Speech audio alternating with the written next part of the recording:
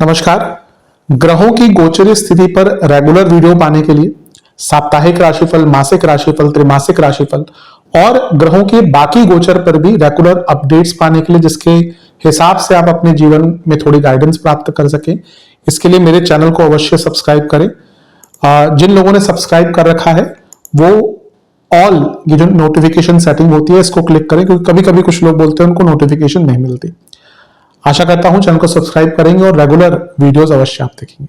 नमस्कार। ओम गणेशाय नमः। ओम नमः शिवाय। मैं निखिल ज्योतिष आचार्य आप सभी का मेरे चैनल पर पुनः स्वागत करता हूं। आशा करता हूं कि आप सभी स्वस्थ होंगे। महादेव की कृपा आप सभी पर सदैव बनी रहे। ये वीडियो वृश्चिक यानी कि स्कॉर्पियो के लिए बहुत विशेष है, क्योंकि वीडियो है 1 जून से 7 जून 2026 के साप्ताहिक राशिफल के बारे में। कैसा रहेगा आने वाला सप्ताह वृश्चिक के लिए। जो मेरा साप्ताहिक राशिफल होता है वो प्रमुखतः चंद्रमा और उनकी गति पर आधारित होता है। चंद्रमा एक बहुत विशेष ग्रह है। चंद्रमा की विशेषताएं बहुत हैं, लेकिन जब हम साप्ताहिक राशिफल के संदर्भ में संबंध में बात करते हैं तो पहला तो उनकी तेज गति, फिर उनका मन का कारक होना, और फिर उनकी एक क्वालिटी कि वह जिस भी भाव, राशि, ग्रह आदि के साथ संबंध संपर्क साधते हैं अपने गोचर में, उनको बहुत ही प्रभावित करते हैं। इसी कारण से पूरे हफ्ते में जब चंद्रमा का गोचर होता है तो उसके कारण हमारे मन, मस्तिष्क, विचार, स्वभाव, सोचने के तौर तरीके, दृष्टिकोण, हर चीज पर डायरेक्ट इम्पैक्ट पड़ता है। उसको समझने के लिए साप्ताहिक राशिफल अति विशेष होता है। इस अंधकारमय जीवन में ज्योतिष एक मात्र विद्या है जो हमें थोड़ा सा रास्ता दिखाती है, सहायता देती है। भले ही राशिफल बहुत ही सामान्य आधार पर दिए जाए, लेकिन एक जनरल गाइडेंस के लिए बहुत उपयोगी होते हैं। यदि आपकी लग्न राशि या चंद्र राशि वृश्चिक है, स्कॉर्पियो है, दोनों ही गाइडेंस के लिए देख सकते हैं। जहां से सूट और रिलेट ज़्यादा आपको करता है आप वहां से देखिए। व्यक्तिगत तौर पे मेरा मानना है कि यदि आप अपने लग्न से देखते हैं तो अच्छा है। इनकेस नहीं पता है आपको अपनी लग्न राशि, तो आप अपनी चंद्र राशि से भी देख सकते हैं। इस सप्ताह से मैं कुछ, क्योंकि बहुत लोग बोलते थे कि हफ्ते के शुभ अंक, शुभ रंग भी बताया कीजिए, तो उसके साथ ही मैं कुछ डूज एंड डोंट्स, कुछ विशेष प्रेडिक्शन जब गोचर की हम चर्चा कर लेंगे अंत में अवश्य करूंगा। शुरू करते हैं। चंद्रमा आपके धन स्थान में आ जाएंगे, यानी कि सेकंड हाउस में, धनु में 1 जून को शाम के 7 बजे और 4 जून सुबह के 8 तक चंद्रमा यहीं पर गोचर करेंगे। चंद्रमा का धन स्थान में आना एक प्रकार से काफी अच्छा माना जाता है। यहाँ पर अगर हम देखें तो चंद्रमा भाग्येश है और आपके धन स्थान में है। लक्ष्मी भाव के स्वामी आपके धन स्थान में है और उन पर शुक्र की दृष्टि है, उन पर गुरु की दृष्टि है और उन पर बुध की दृष्टि है। 8वें घर से 3 ग्रह परस्पर देख रहे हैं। ठीक है, गुरु तो अभी एक दिन में राशि बदल लेंगे, लेकिन उनका प्रभाव तो है। ये बहुत बड़े धन प्राप्ति, अचानक से धन प्राप्ति की ओर इशारा करता है। कुंडली में पनफरा भाव होते हैं 2, 5, 8 और 11। इनका जब भी कनेक्शन हो जाता है तो पैसा अचानक से आता है, और जब चंद्रमा का एक्टिवेशन होता है तो वो 2-2.5 दिन बहुत महत्वपूर्ण होते हैं।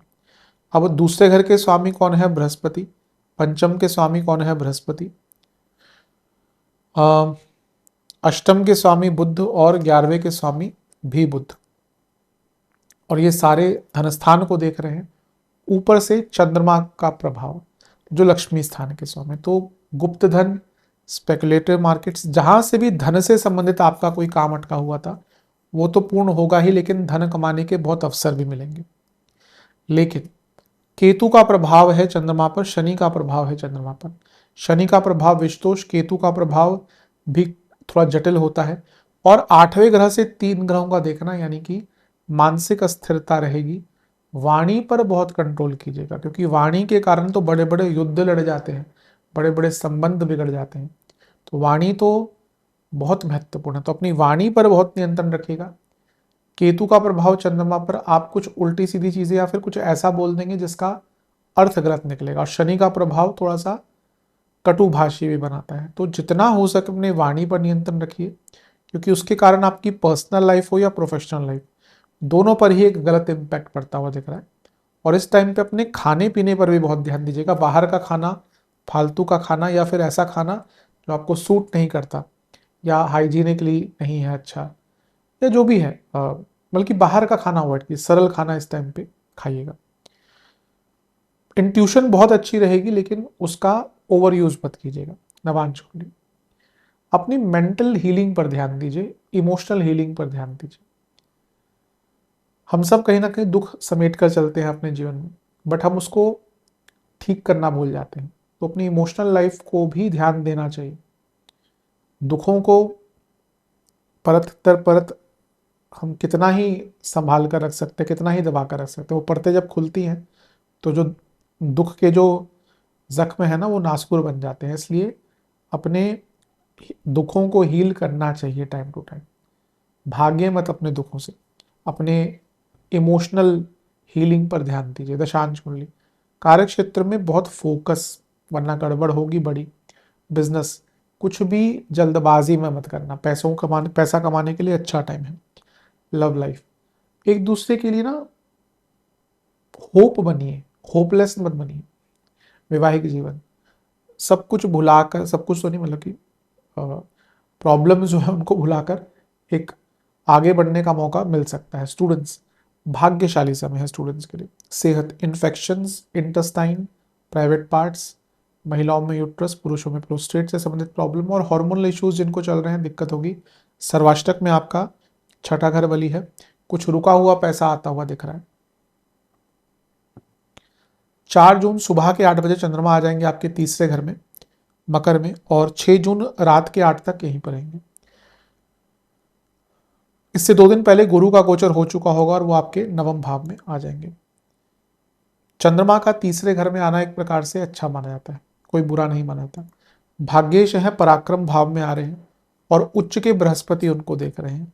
गजकेसरी योग भी बन रहा है, पहला गजकेसरी बना है गुरु के गोचर के बाद, तो श्रेष्ठ है। तो ये समय आपका बहुत अच्छा जाएगा। गुरु अपने कारक भाव में आ गए और जैसे मैंने कहा भाग्येश, तो भाग्येश और कारक परस्पर देख रहे हैं एक दूसरे को। भाग्यशाली समय रहेगा और तीसरा भाव भी इन्वॉल्व हो गया, यानी कि गति भी रहेगी, काम भी आगे बढ़ेंगे, पराक्रम भी रहेगा, सेल्फ बिलीव भी रहेगा, क्रिएटिविटी भी रहेगी। भाग्य तो दुगना साथ देने वाला। तो हफ्ते का मध्य भाग आपका बहुत अच्छा है। अपने रुके हुए काम, रुके हुए कार्य, विलंबित कार्य, कुछ सीखना है, कुछ स्टार्ट करना है, यात्रा पे जाना है, उन सब के लिए टाइम अच्छा है। नवांश कुंडली बता रही है कि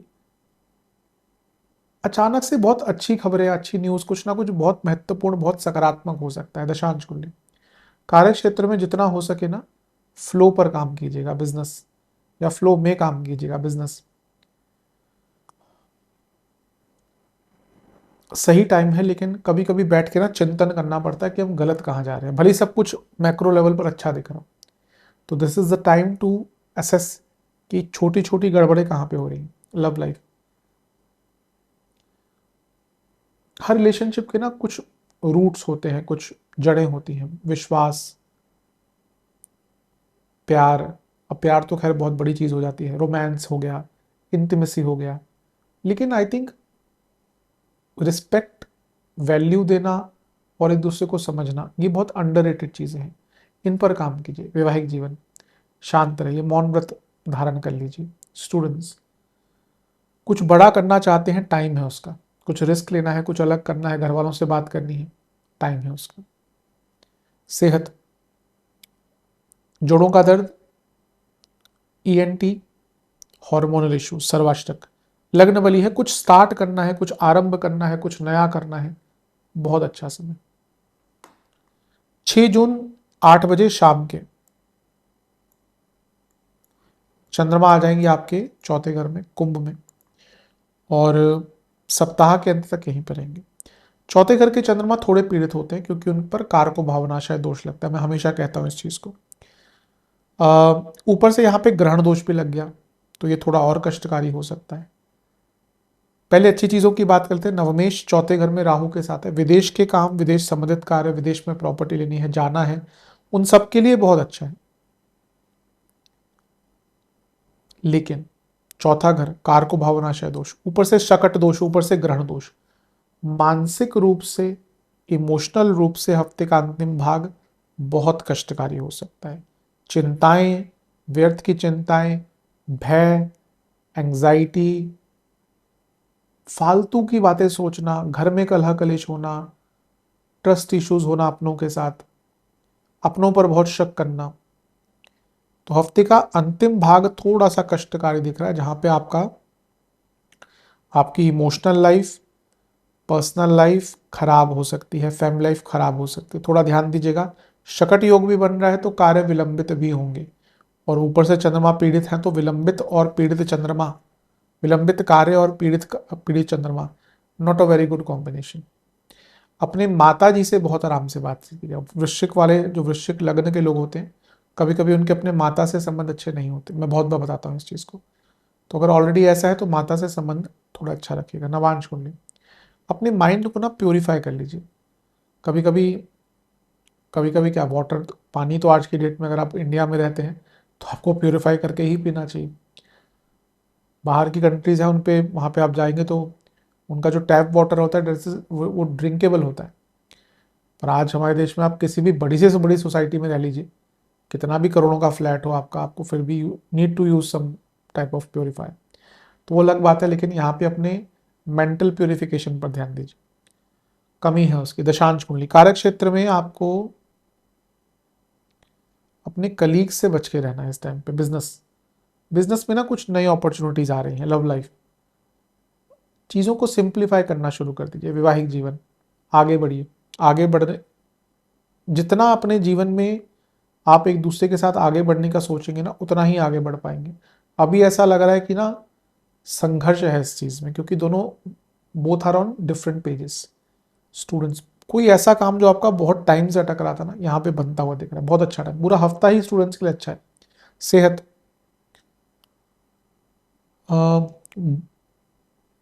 बोन्स की problem, breathing issues, infections, water retention, सर्वाष्टक, सप्तम भाव बली है। बिजनेस जो लोग करते हैं, कोई बहुत बड़ी अपॉर्चुनिटी आ सकती है। कार्य क्षेत्र में भी थोड़ा बहुत रिकॉग्निशन मिल सकता है। कुछ विशेष टिप्पणियां मेरी तरफ से इस हफ्ते के लिए। आपके पास जो लोग हैं जो आपके जीवन में कुछ ऐड ऑन करते हैं, give them time, treasure the time that you spend with them. जीवन में एक बीट, एक रिदम की कमी है, उस पर काम कीजिए। हर चीज में एक रिदम होती है, जीवन लय से भरी होती है। जहां पे लय है वहां पर जीवन है, और वहां पर जीवन संपूर्ण है।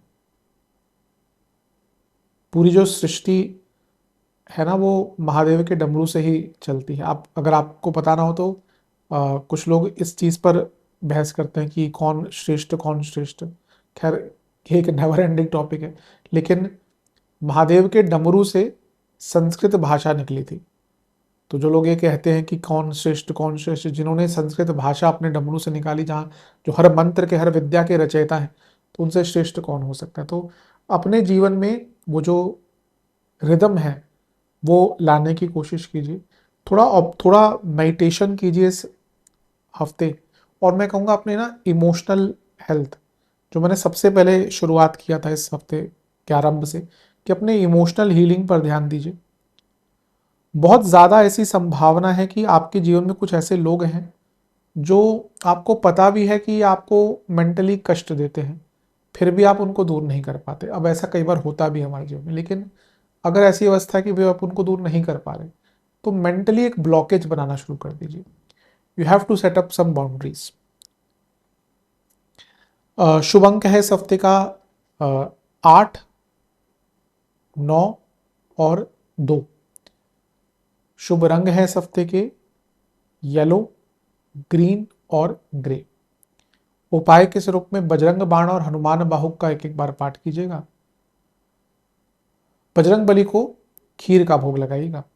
आशा करता हूँ वीडियो काम आएगी। चैनल पे नए हैं, सब्सक्राइब कीजिए, वीडियो को लाइक कीजिए। मिलता हूँ अगली वीडियो में, तब तक के लिए ओम नमः शिवाय।